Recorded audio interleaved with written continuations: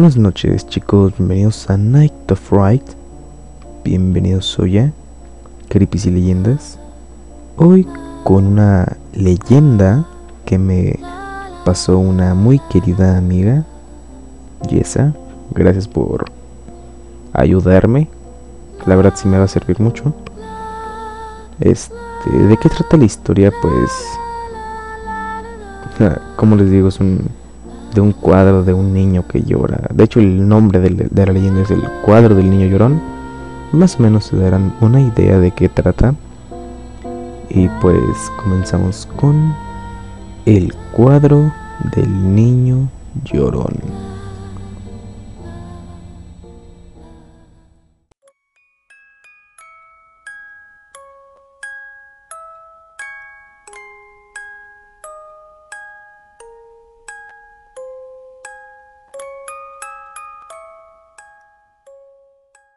Héctor era un amante del arte y, aunque vivía en una situación realmente cómoda, económicamente hablando, sabía que sus recursos eran limitados y por ello no dudaba en recurrir al mercado negro cuando quería obtener una nueva pieza para su colección.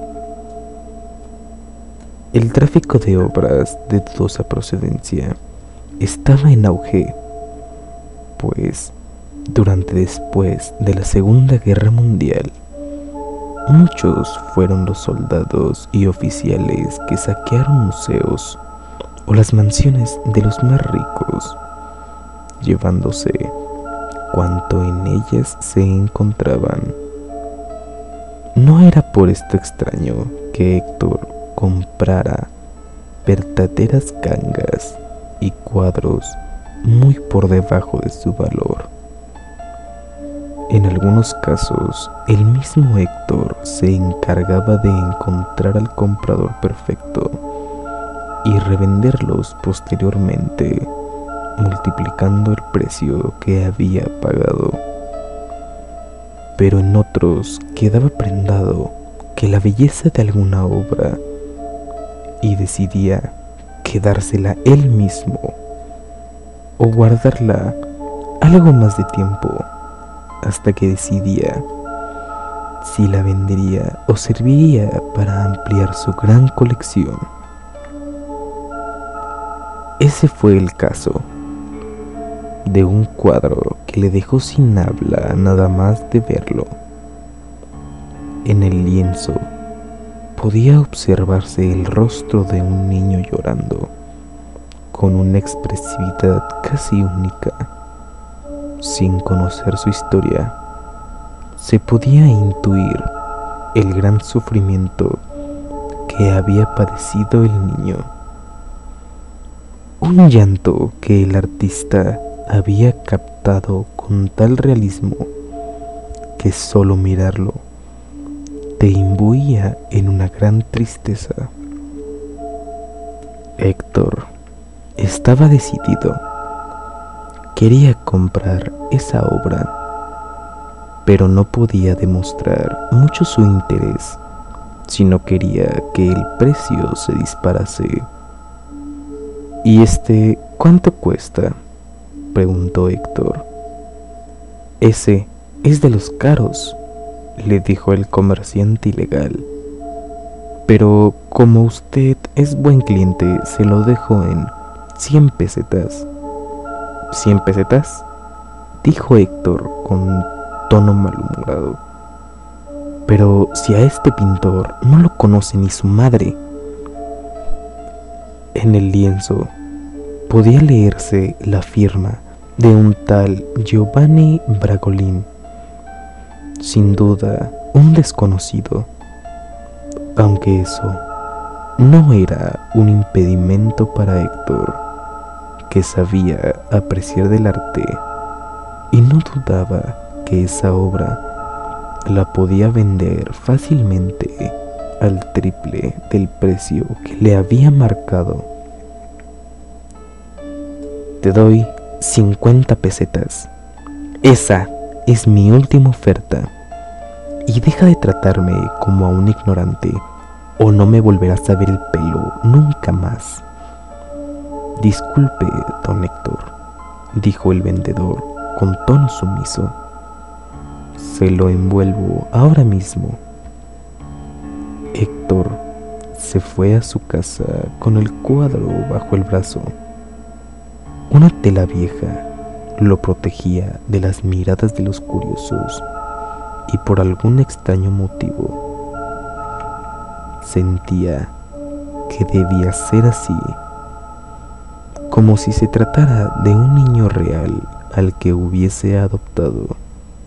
Sus lágrimas lo habían conmovido tanto que sentía un profundo pesar cuando recordaba su obra recién adquirida. Para el cuadro reservó un lugar especial en la habitación en la que dormía. No quería que quedase expuesto a las miradas de las visitas en el salón, al menos no hasta descubrir algo más de su procedencia y el autor. Apuntó en una hoja de papel el nombre del pintor, Giovanni Bragolin. Al día siguiente, y como había hecho en muchas otras ocasiones, acudiría a la biblioteca a buscar información. Tal vez el lienzo era más caro de lo que él pensaba. Al finalizar el día, Héctor se acercó de nuevo al cuadro del niño llorando. Se quedó mirándolo durante varios minutos, observando con detalle su compungido gesto. Trató de imaginarse qué pudo causar las lágrimas del pequeño. El hambre, un castigo, malas calificaciones. No, sin duda había una historia mucho más dura detrás de las lágrimas. Tal vez la muerte de un hermano o de sus padres. El llanto era desconsolado, pero a la vez mostraba una profunda tristeza y miedo a quedarse solo. Sí, eso debía ser. Era algún huérfano de los miles que había dejado la guerra. Héctor se acostó en la cama, mirando hacia el niño, como si tuviera que protegerlo y velar por su descanso. Estaba agotado, así que no tardó mucho en dormirse. Pero esa noche no podría conciliar el sueño como él hubiese querido. De madrugada, un leve quejido lo despertó. Era indudablemente el llanto de un niño. La oscuridad no le permitía ver con claridad, pero sin duda el sonido provenía del cuadro. Se levantó y pudo ver cómo de los ojos del niño parecían brotar lágrimas reales que goteaban hasta el suelo y habían formado un pequeño charco. Impresionado, se quedó mirando fijamente a los ojos del pequeño cuando sintió que se movían levemente para mirarle directamente. Se llevó tal susto que casi cae de espaldas, pero por suerte estaba cerca de la cama y pudo sentarse sobre ella, totalmente bloqueado por el miedo. Los ojos del pequeño se clavaban sobre los suyos y su gesto triste tornó a uno enfurecido. Sus ojos parecían arder y cambiaron su azulado color por un tono rojizo que parecía echar chispas. De repente, el marco del cuadro comenzó a arder con unas llamas tan intensas que rápidamente envolvieron toda la habitación. Héctor se despertó totalmente empapado en sudor. Todo había sido una pesadilla. Miró al cuadro y no percibió nada extraño. El niño seguía igual y no había ningún fuego a punto de devorarlo. Trató de conciliar nuevamente el sueño, pero le resultaba muy difícil, así que decidió levantarse para beber un poco de agua. Al pasar cerca del cuadro, casi se cae al suelo cuando resbaló sobre un pequeño charco que había justo debajo y era idéntico al del sueño. Héctor, que nunca había sido muy asustadizo, trató de encontrar una explicación. ¿Una gotera? ¿Una tubería rota? Todo parecía imposible, pues ni estaba lloviendo, ni había ninguna bajante de agua en el cuarto. Descolgó el cuadro y lo dejó sobre una silla de la habitación para comprobar que no hubiera ninguna mancha de humedad detrás del lienzo. No había nada extraño. Intentó calmarse y no darle más importancia, pero esa noche no pudo volver a dormir y sin poder evitarlo seguía echando miradas furtivas al niño del cuadro que reposaba sobre la silla. Al llegar la mañana siguiente, desayunó, se aseó y decidió salir a buscar más información sobre el artista. Su búsqueda en la biblioteca no tuvo éxito. Toda una mañana perdida entre libros. Pero había algo que no cuadraba. El estilo le resultaba familiar e incluso estaba seguro que había visto ese apellido en alguna otra parte. Así que decidió consultar a Ernesto, otro traficante de obras de arte como él, con el que había tenido más de una vez algún problema a tratar con los mismos clientes o pujar en alguna subasta por el mismo cuadro. Vaya, vaya, vaya. Mira a quién tenemos aquí, dijo Ernesto. Si es mi gran amigo Héctor. Supongo que ya no estás resentido porque la condesa no te comprara aquel hermoso retrato. Buenas tardes, Ernesto. Digamos que la cosa quedaría en paz si me ayudas a encontrar algo de información sobre un artista, le dijo mientras le tendía el trozo de papel donde estaba apuntado el nombre del autor. Hombre, pero si es mi gran amigo Bragolín, por supuesto que puedo darte información, pero el tema es, ¿qué saco yo a cambio?, dijo devolviendo el papel a Héctor.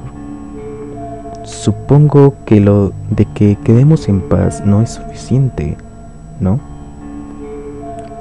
Hombre, yo estaba pensando en algo más como un 30% de la venta. Si es el cuadro que pienso, hay un buen beneficio para ambos. Un 20% y es mi última oferta.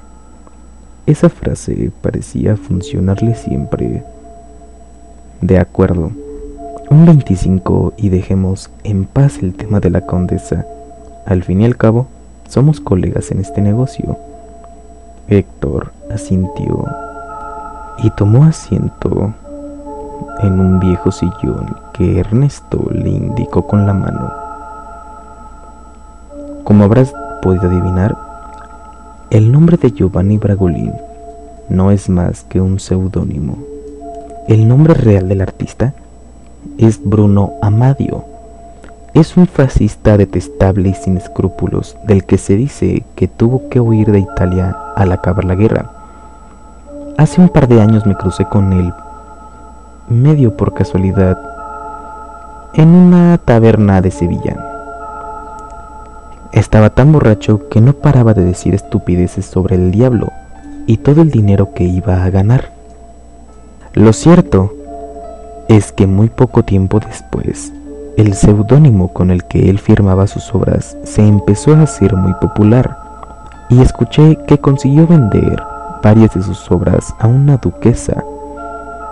Pero el hombre estaba tan desquiciado que parece que no pudo disfrutar mucho de su fortuna. Se mudó aquí a Madrid y desapareció. Héctor, que se había mantenido callado, escuchando con atención, le preguntó: no quisiera arriesgarme a vender una obra robada aquí en España. ¿No será el cuadro que compré uno de los de la duquesa? No, por eso no te preocupes. Hasta donde sé, ha pintado 27 retratos de niños llorando, pero nunca ha conseguido el mismo realismo que fue capaz de imprimirle el primero. Los 26 restantes son más o menos conocidos y se pueden localizar con facilidad. Incluso hay algunas falsificaciones circulando. Pero algo me dice que tú tienes el primero. La cara con la que me escuchabas es la misma que puse yo cuando vi el cuadro aquella noche en Sevilla. Es precioso, ¿verdad? Esos ojitos parecen estar llorando de verdad. Ni te lo imaginas. Es tan bonito que cuesta desprenderse de él. Pues, amigo mío, te aseguro que cuando se lo llevemos a la duquesa, vas a tener poco más de 100,000 razones para querer venderlo. Héctor y Ernesto se estrecharon la mano y quedaron en partir hacia Sevilla al día siguiente. Lo que había escuchado era mucho más de lo que jamás habría podido imaginar. Un auténtico dineral en la época, y de paso se podría deshacer de ese cuadro que le provocaba escalofríos y ternura a partes iguales. Tras tomarse una cerveza en el camino para celebrarlo y cenar algo en una tasca de mala muerte justo debajo de su casa, Héctor subió a su apartamento y entró en su dormitorio. En el suelo estaba el cuadro que parecía haberse caído de la silla donde lo dejó por la mañana. Lo volvió a subir a la silla, verificando que no se hubiera roto con el golpe, y se desvistió para dormir. Mientras se quitaba la ropa, escuchó nuevamente cómo el cuadro golpeaba el suelo. Era como si tuviera vida y no quisiera estar relegado a un lugar tan ruin como una silla. Héctor no quería arriesgarse a romper una obra tan preciada, así que colgó el cuadro nuevamente en la pared donde lo había hecho la noche anterior. Pasados unos minutos, el cansancio de no haber pegado un ojo la noche pasada, y fijó sus ojos sobre los suyos, Solo que esta vez Héctor no reculó ni retiró la mirada. Se quedó buscando una explicación en el interior de los ojos del chiquillo, sin saber muy bien cómo. Pareció adentrarse en sus pensamientos y pudo ver lo que tanto temía. Como si de un simple espectador se tratase, pudo ver la estampa de un orfanato italiano en la que se agolpaban decenas de niños que habían perdido a sus padres. Entre todos ellos pudo distinguir al niño de su cuadro, llorando en una esquina de forma desconsolada. Un hombre vestido con el típico uniforme de las camisas negras fascistas italianos le retrataba sin dejar de insultarle y golpearle con sus duras botas militares cada vez que cesaba el llanto. Había algo malvado en aquel hombre, pues, como si estuviera poseído, pintaba a una velocidad infernal y sonreía con una grotesca mueca de satisfacción cuando veía al pequeño llorar. La siguiente imagen que le vino a la mente fue la del cuadro en uno de los pasillos del orfanato. Por alguna extraña razón, el artista lo había dejado ahí tras concluir su obra. Cuando los niños estaban durmiendo, el cuadro tomó vida como en su sueño. Primero, los ojos del niño se volvieron rojos.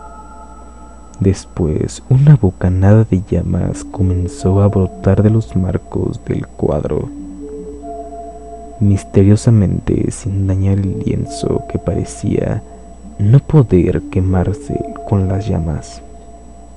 Le pasó factura y cayó en un profundo sueño. Exactamente a la misma hora que la noche anterior, un llanto le despertó. El hombre se levantó y, como la noche pasada, pudo verificar que las lágrimas del niño salían del cuadro y mojaban el suelo. El niño se giró. El fuego rápidamente se propagó, cerrando la única posible vía de escape de decenas de niños huérfanos que gritaban de dolor cuando las llamas comenzaron a quemar sus pequeños cuerpos. El niño del cuadro asistió muerto de miedo desde una esquina de la habitación a cómo el resto de sus compañeros ardían uno por uno. Era como si el fuego se comportara de una manera inteligente y le dejara para el final disfrutando de sus lágrimas y del sufrimiento que sentía al ver morir a sus amiguitos, hasta que finalmente el mismo niño ardió, profiriendo horribles gritos de dolor que duraron más de 2 minutos. De nuevo, la imagen cambió y pudo verse el orfanato devastado y derruido por las llamas. Sobre los restos humeantes había un objeto que no parecía haber sufrido las inclemencias de las altas temperaturas. Un lienzo parcialmente enrollado en el que podía verse el rostro lloroso del niño que había muerto esa misma noche junto a sus 26 compañeros. El hombre vestido con el uniforme fascista caminó sobre las ascuas del orfanato como si el calor no le afectara y recogió su obra. Al extenderla, la miró fijamente a los ojos y estos se volvieron rojos, y una voz de ultratumba le dijo: con esto se completa nuestro pacto. Nunca más sufrirás por dinero o tendrás necesidad. Disfruta de tu vida terrenal, pues yo te estaré esperando en la otra vida. Héctor veía todo como un simple espectador, hasta el momento que escuchó al mismo diablo proferir aquellas palabras. En ese momento dio un paso atrás y pudo ver cómo el niño del cuadro le miraba fijamente con los ojos rojos y su boca comenzaba a moverse. Tú me has llamado. ¿Qué es lo que deseas? ¿Dinero? ¿Mujeres? Todo lo que quieras, yo te lo daré. Héctor saltó hacia atrás sobre la cama con la mala fortuna de que se golpeó en la cabeza al rodar sobre esta.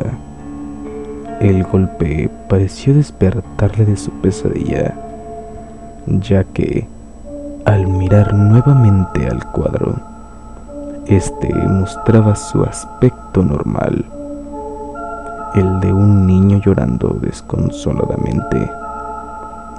Pero sabía que no había sido un sueño. Un pequeño charco bajo el cuadro delataba que lo había visto y vivido. Sin importarle el dinero que supuestamente iba a recibir por el cuadro, fue corriendo a la cocina, sacó un cuchillo de un cajón y se dirigió corriendo con la intención de desgarrar el cuadro y acabar de una vez con la maldición. Pero al entrar en la habitación, la puerta se cerró de un fuerte golpe detrás de él, y el cuadro nuevamente mostró su lado más diabólico cuando el niño, con los ojos rojos, se giró a mirarle.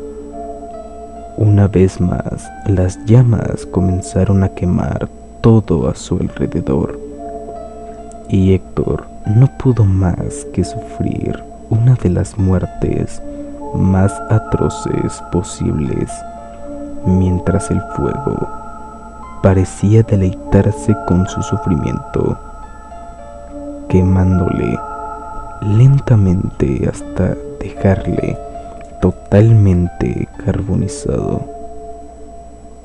Misteriosamente, ninguna otra parte del edificio ardió, y los vecinos no escucharon los alaridos de dolor de Héctor, por lo que a la mañana siguiente, cuando Ernesto pasó por el apartamento de Héctor para comprender juntos su viaje a Sevilla, encontró la puerta abierta y, temiendo lo peor, entró en el cuarto de su colega de profesión,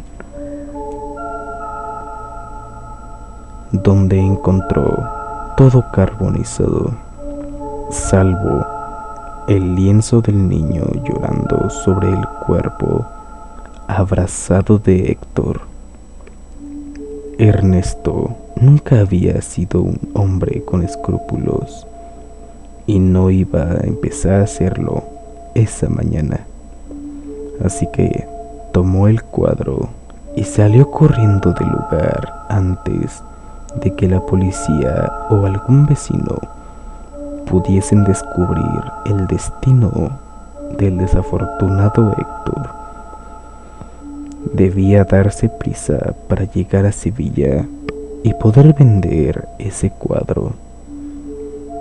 O tal vez no, pensó mientras lo miraba sentado en uno de los asientos del tren. Al fin y al cabo, era tan bonito y tenía que protegerlo.